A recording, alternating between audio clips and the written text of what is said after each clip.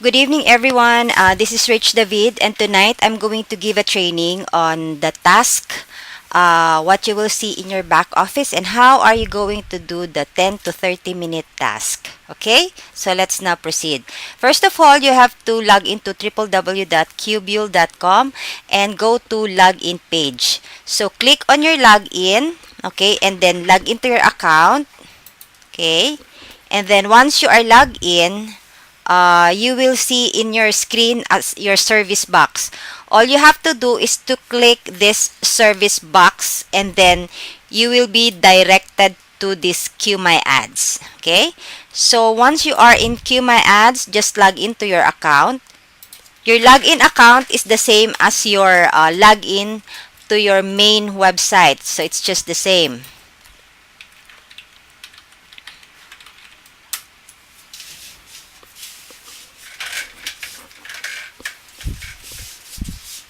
Okay.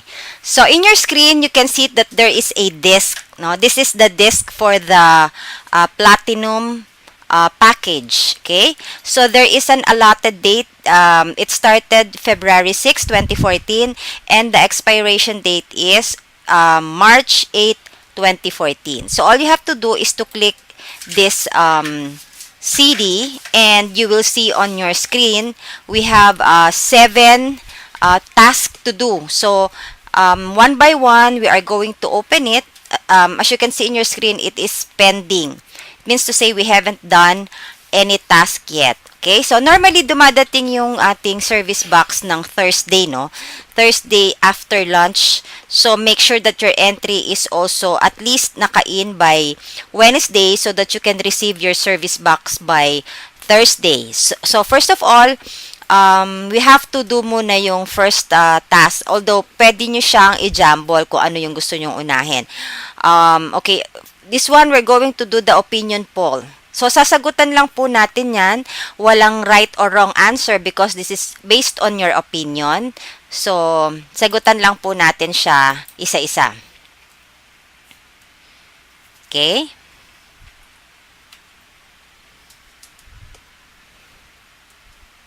Ginawa mo. Sagutan mo siya.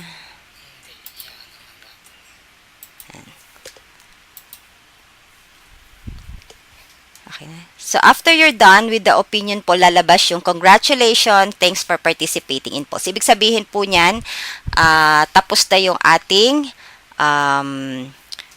ating task for the opinion poll. So, next, we have to go back to our service box and click naman. So, as you can see on your screen, yung polls natin is already completed. Punta naman po tayo sa market research. Okay. So, sa market research, basically, it asked for your preference. No? Most probably, there is a company that is looking for a specific data on the product that they are going to launch. Kaya po, nagko-conduct sila ng market research. Excuse me. Okay. So, sasagutan lang po natin yan. Again, there is no right or wrong answer. So, all we have to do is to fill it up doon sa, kumbaga parang katotohanan that is relative to our situation because these companies are paying us to give them a good feedback or a feedback that they can use for their for the market research of the product that they are going to launch. Ganun lang po yan.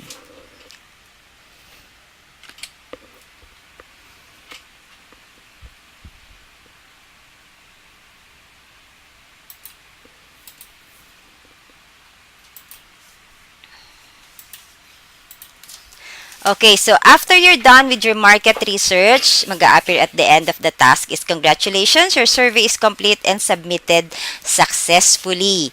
Now, all you have to do is to go back to your service box.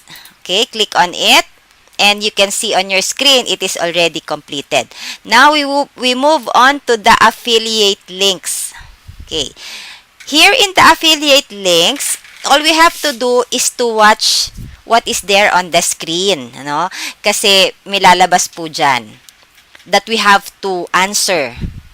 Okay, so like in this case, answer the following. 1 plus 5 equals submit. Okay? And then next, lalabas naman din po ulit website that is being advertised. So, hintayin lang po natin siyang mag-load. At the same time, yung pong security question, we will wait until it appears. We just answer the question and then submit. F7.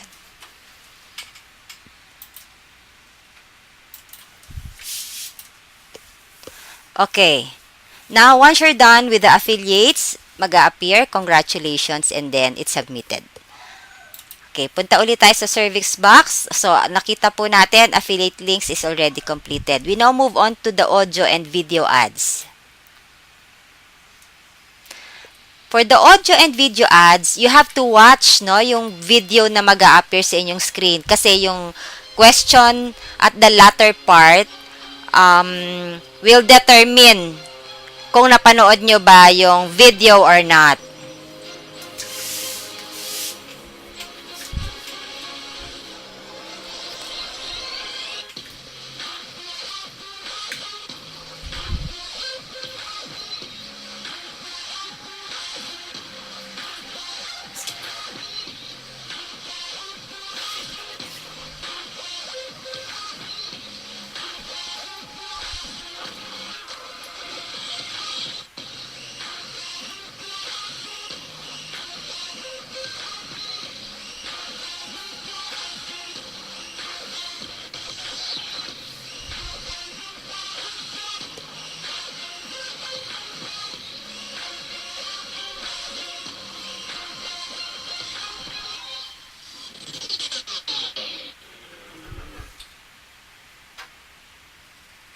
Yan. So, all you have to do is to wait for the question to load.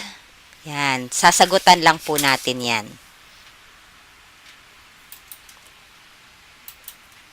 Okay.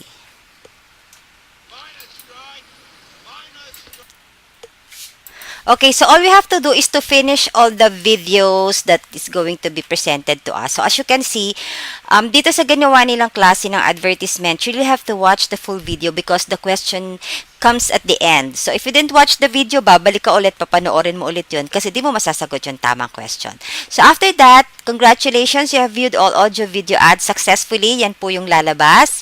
And we just move on to the next task, which is image ads. Yan. So, sa image ads naman po, all we have to do again is to answer kung ano man yung question na makikita natin doon sa screen. So, it will be a couple of ads, that is going to be presented to us by the advertisers. Syempre, as we all know, pagdating po sa mga advertising, the reason that we have to fill this in is para nakikita po talaga natin kung ano yung mga ina-ads nila. Kasi the traditional way of advertising, we're going to see it on, let's say, sa TV. Normally naman po, nililipat lang po natin yung channel. But because dito po, kailangan may sinasagutan tayo, so somehow subliminal, tinitignan po talaga natin yung items na pina-flash or nakikita po natin sa screen. So, subliminal po ang effect niyan. Okay.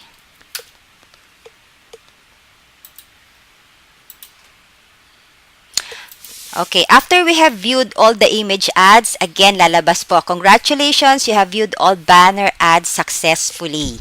Okay, so punta na naman po tayo, close lang po natin itong browser and we go to the service box again. Yan. So, ito pong references, hindi na po natin yan fini-fill upan. So, as you can see, empty siya. We just move on to quiz. Yun pong ating last questionnaire. So, dito po, sagot lang tayo ng mga tanong. Make sure na tama yung ating sagot para dire-diretso. Kasi kung mali po, babalik po kayo sa previous question hanggang sa makuha po natin kung ano yung tamang sagot. Okay.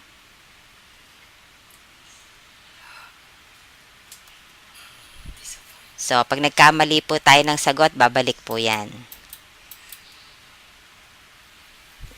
Okay, again, congratulations! Thanks for participating in the quiz. Okay, so natapos na po natin yung ating 7 task, no, for the week.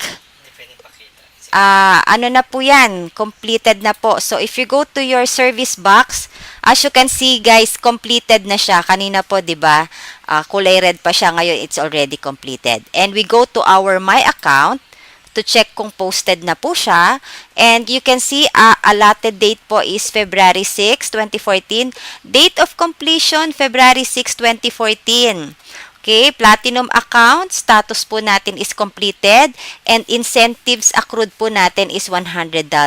So, makikredit po yan sa ating wallet by March 8.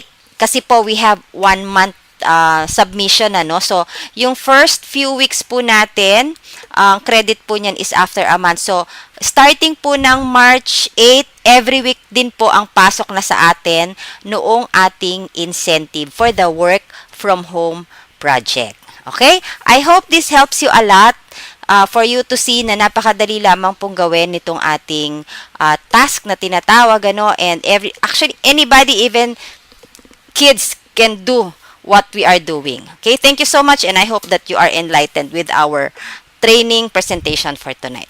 Thank you.